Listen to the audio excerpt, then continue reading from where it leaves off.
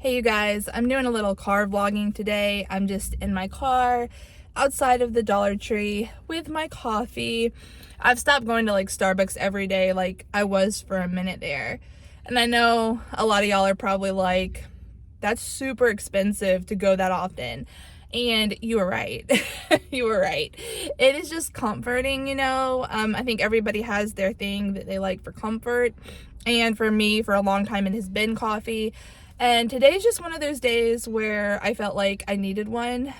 So here we are. Just wanted to come on here, just do kind of a real vlog, kind of about what I'm dealing with right now as far as my divorce getting finalized, how that feels, just a little bit of starting over and stuff like that. Because even though I gotta turn the air on, sorry y'all, hold on. We in the south, it's still summer here. Whew, there we go, okay. Sorry if you can hear the AC, but so today I spent most of the day on the garage floor, and I was going through boxes from my last house with my ex-husband and pulling out things like decorations and things I had stored that I wanted to save. And it felt really heavy. It felt heavy, it felt hard. I've moved around a lot in my life. I am very familiar with luggage and boxes and having to pack quickly. And so it should feel, I guess, easy to take everything out of boxes. But in reality, starting over is very, very difficult. And packing it up is also difficult. I didn't remember a lot of the stuff I had put in my boxes. I found some carved wood animals, and I'm glad I brought them with me, and I'm going to be keeping them. I also found some like other decorations and items I'm actually going to be selling just because I don't have a personal connection with them. A couple of the decoration items I think I got like right before we realized we were gonna go through a divorce, and I packed up my stuff. Or I just have outgrown it or don't have space for it. So a few of the items will be listed in my eBay, Poshmark, and Mercari shop. I'll leave the links down below if you would like to check those out. My name is Gypsy Cloth Co. on all of those apps, so feel free to stop by. I'd love to see you over there. So I went through those items. Some of the stuff I'm going to be donating just because it was either too big or heavy to sell. And I only really got through one large tub of decor items, and I felt like that was enough for today, you know what I mean? But just the whole process of being able to open up those boxes, it's been like a year of them sitting where I live now in the garage, and they've been packed neatly and stuff like that, but just feeling like I could handle it to finalize it, I guess, by going through those items. I know a couple of days ago I got my final divorce date, which is when you go to the court and you finalize it. That's when, in South Carolina at least, when you've been separated for a full year. And the thing with South Carolina divorces is that you have to live in a different location, address wise, before the year starts. So if you decide on a divorce, like, I'm not a lawyer, like, don't take any divorce advice from me, like, I just know because I've been through it, but laws can change, but that it took me a long time to kind of start the divorce process because I had to live in the home with my ex-husband. We were in different rooms, we were separated, but it didn't count until I was actually able to financially move out of there, if you want to call it that. You're never ready to move out of somewhere, really, by yourself when you don't expect to. You know what I'm saying? Like, I was poor, so poor. I haven't really discussed my divorce much on my channel, I don't think, and it's not something I'm gonna go into a lot of detail about, other than just to say I do come away from it knowing I gave it 150%, and that I had to make a decision about whether or not I wanted my future to look like it was about to turn out. When I had originally gotten with my ex-husband, I think I was dealing with a whole lot of trauma and dealing with my emotions, like not knowing how to deal with them and not being able to heal, being triggered by stuff, all kinds of things like that. And I don't think I was in a good mindset to have gotten married at that point. And I don't think we were the right people for each other, ultimately. But when we did get married, I did find a counselor, and I started working through a lot of the things I had gone through in my past and in my childhood. And the more I healed, and the more I understood about like life and just that I mattered and that I had a future and that I could overcome a lot of things that had happened to me, the more I got stronger, the more I really began to realize that like my ex-husband and my like value system just was not in alignment with each other. We both were not like challenging each other or growing or really on the same wavelength with much of anything eventually. So it is what it is with a lot of that. I got therapy and help for some things I was dealing with. I put in the work, and I still put in the work. I still go to therapy. I still prioritize that. And it has helped me so much, just deal and be able to heal and love myself more and to stand back up and to keep going. So I think that's all really I'm going to say about that. I need some coffee after that one. With all that being said, I do take marriage really seriously. I think it's wonderful if you're committed, if you're fighting for it, if you're going to counseling and trying to love each other through it. I think that is the first thing that should happen, is you should try to fix it, because vows are important. I mean, I took mine very seriously, and there is a reason when you get married, you do agree to stay with that person for better or worse. And when worse hits, it's just gonna feel kind of miserable, you know what I mean? And it all depends on the situation what worse is. I mean, I am not a marriage counselor. I am pro marriage counselors though. I think if you need the help, there's no shame in getting the help. The thing with that though is if you do go to a marriage counselor, both people really need to be willing to work on it and to go and to understand why it is they're fighting for each other. Because if one is making the other go and the other really doesn't want to be there, or just feels really angry about it, it's going to be a tough situation to work through, and you're both not like trying to accomplish the same goal, which puts you on two totally separate paths, and I can imagine that would make you feel really alone. I know that in my life, I am so tired of feeling alone in relationships, in friendships, in all kinds of situations. I am just so tired of feeling alone, and I want to just surround myself with a stronger support system. I want to lean into my faith. I want to start going to church and get into a group that way. I have moved on. I am with somebody else. I can openly say that now because this is over and it's not anything my ex-husband doesn't know. We both agreed during our separation to go on and to be happy, whatever that did look like for each other, and to respect each other and each other's like privacy, and just to like let each other go, the best we could during the divorce, because like you are still legally married, but at the same time, for us in our situation, we just did it that way. So I'm not saying that there is any right or wrong way. I'm just saying it really helps if you can be in agreement with your partner about how your separation is going to look. Because if you're not on the same page, that can cause a whole lot of legal problems and fighting and frustration and anger and stress. And I will say that my divorce overall has been pretty peaceful, and for that I am thankful, because sometimes the divorce is like the worst part of everything, and it is sad and it does feel defeating sometimes, when you look back at it, like, did I waste all that time? Should I have not gotten married? Should I have gone back to school or made different decisions and all this other stuff? Should I have not reached out and tried and dated again back then? Like, was it not the right time for me to do all of that? But that really doesn't fix anything, you know what I mean? It doesn't fix anything, because what happened, and it's it is in the past. And one thing we can't control is the past. Like, I can't control it. I can't go back and make different decisions. And also, too, in counseling, I have learned that it is important, no matter what the situation is, to look back and to reflect and realize that there's things I could have done differently, too.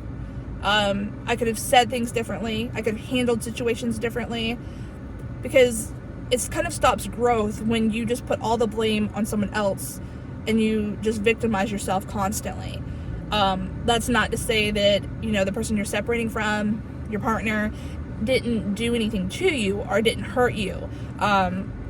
Whether that's emotionally, physically, financially, spiritually.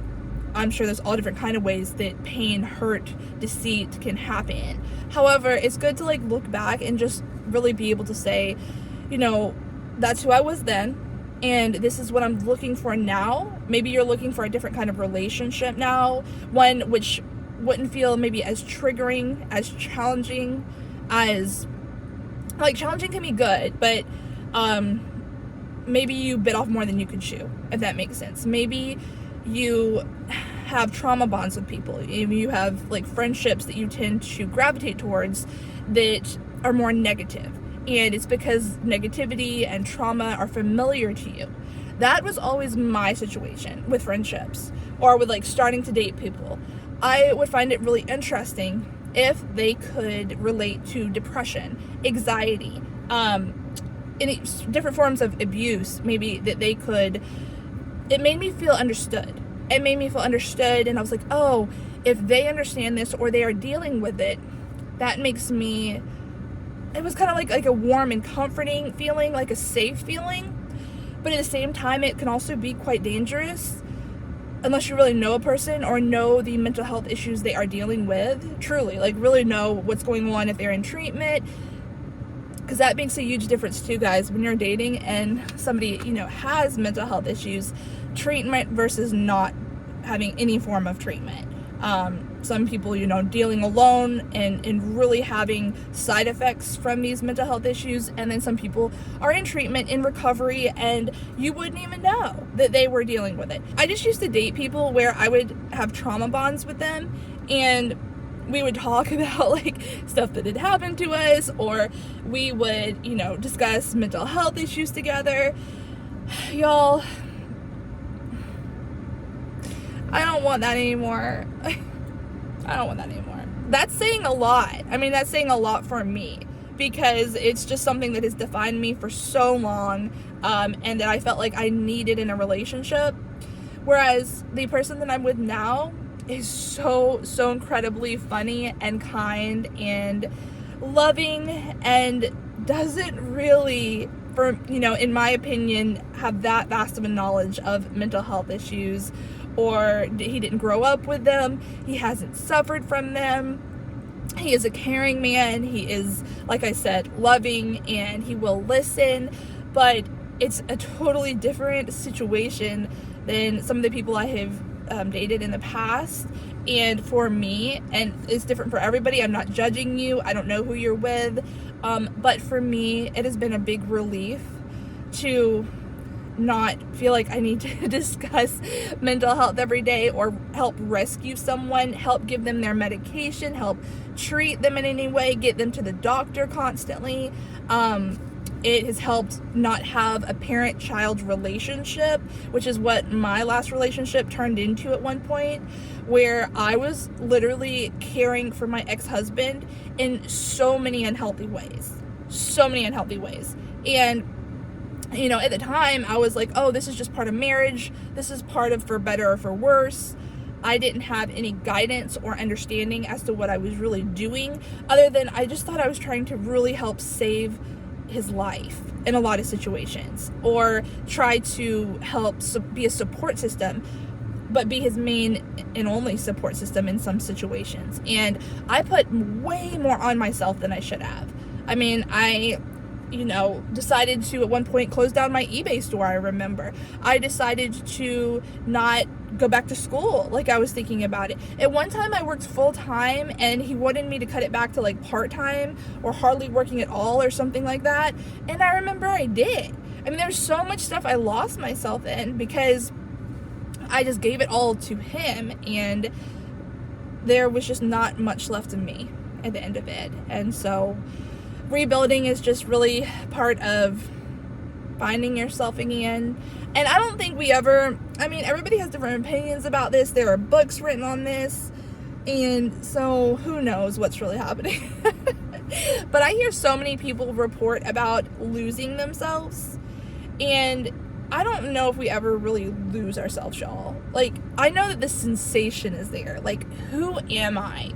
Where did I go? How did I detach? And I think detach is probably like a better word, because I think I've always been there. You know, our soul is like always within us. But sometimes we just have to kind of take the time with ourselves to figure out or remember what it is we love, what do we like, what are we passionate about, what do we want to fight for, what do we want to go to school for. I think a lot of that is just us giving the energy to other people and other things that are unhealthy or negative, and depleting ourselves so that we don't even have the emotional energy to figure out what should be the next first step for us. But I do believe it is there. I just think you have to do something to kind of reawaken yourself. And for everyone, that is different. I know for a while I was really, really concerned, in my different living situations, with always making sure I took my belongings with me, my decorations with me. I was just very panicky about it. I had a lot of anxiety over feeling safe. It's just kind of, it's a trauma response from so much moving and leaving, and just even when you are safe, you don't feel safe, and it's a whole thing, y'all. It's a whole thing I've had to deal with in therapy. But the more I have grown up, the more I've realized I have a style about me. I find that style wherever I go. I can find it at Goodwill. I can find it at the Dollar Tree. I can find it doing art. I can recreate and rebuild no matter what is taken from me. So I think it's really important for us to understand that no one can really take us from ourselves. So for instance, if my items were stolen, which they weren't, but if my decorations were stolen, I could still recreate, maybe not identically like what I had before, but I could recreate that style. I could find a sense of security again just by going to the store and looking for things that were appealing to me. And so I don't have to have that fear that I'm going to lose myself that way. I think that that's a good way and kind of a comforting way to look at it, that we are never gone. We're never gone. And it's a good reminder that even on your worst day, when you have no answers, when you're exhausted, emotionally depleted, frustrated, maybe jobless, like I'm looking for a job right now, I feel all of that. When you're financially struggling, you're still there. You still matter. You matter. And it's going to be okay. It is. It's going to be okay. It always is okay. My church has been a big thing for me, y'all. Church is the one thing in my life that it is free, it is supportive, and it is filled with faith and strength. And it fills me. It fills me every single week when I go. I lean into it, I listen to it, I carry it throughout the week, and it matters a lot to me. So I would highly recommend, if you are a Christian, or if you're somebody who is interested in exploring the religion, or just want to go for some good worldly advice, or listen to the music, non-denominational churches are very open-minded. They are very loving. They are accepting of every single sexuality, relationship, anything you could possibly think of. Every nationality, everyone is welcome in my church. And I don't know about all non-denominational churches, but mine, people wear blue jeans, they wear shorts, they wear hats. Some people dress up, some people don't. You walk into church as you are, and you leave as you are, and everybody's just very friendly. I've never felt ever felt judged. I've never had any kind of verses thrown out there about you know, putting another person down or not dating a certain type of person or not accepting a certain person. I wouldn't be down for that, and I wouldn't go to a church that promoted that, because I don't believe in looking at the world in that way. I believe in loving each other and supporting each other, appreciating each other, and just giving hope as much as we can to each other. So that's a big thing. So think about that if you are looking for something to go to that just may, you know, give you some encouragement, some strength, some support that is free. I mean, it is free, y'all. So not very much right now you can get that kind of a message and that kind of wisdom just on a day-to-day basis, you know what I mean? Alright guys, I know this was a longer message in this video. I just felt like I kind of needed to talk it out. And as far as the future goes, I am working on a Google course right now. It's a Google Digital Marketing Certificate course. It's very interesting. The Google courses are like $57 a month, I think it is. This like first month is free if they're still doing that, but it's at your own pace. There are no time limits. It's mainly video based. They do have some tests on there, but you can retake them if you don't pass them. And it's meant to be about 6 months long, but you can do it longer if you want to, or shorter. And it is a certificate, so you're not getting like a degree, but it gives you a whole lot of information on different like technology fields. I chose the digital marketing just as something that I'm interested in, so that I could gain more information on it, add it to my resume. It does make my resume look better. You can also take, I think they have cybersecurity and IT and another business one, I think. So look into that, because after I get done with this one, I may just take another one. I feel really positive about the experience. And I think it's always good to motivate you, to push you, to have something to work towards. Job-wise, I'm not sure where I'm going with it. I'm not sure. But we gonna find out eventually when we get there. So that's happening, and the relationship that I'm in is happy and healthy. I just appreciate all the support and the love that I have gotten on Instagram, the messages on here. I read everything, you guys. I appreciate it. My channel means a lot to me, and it especially feels good to be able to reach people that are going through similar things, so that you can know you are not alone. You'll see those bikers. That should motivate me. I just got a bike the other day. I need to go do that later. Anyway, though, thank you again, for real, for coming by here and loving me and just seeing me for who I am and accepting me, and for that being enough. You know what I mean? I know some YouTubers probably choose to give off, you know, they live in a perfect life and they're not dealing with anything and they're like happy all the time, and if that works for them, that works for them. But I've always been incredibly authentic and honest with y'all, and it's important to me to show you who I am and what I stand for, and for y'all to feel always like safe and heard on my channel. So again, thank you so much, and I look forward to seeing you next time. Bye guys.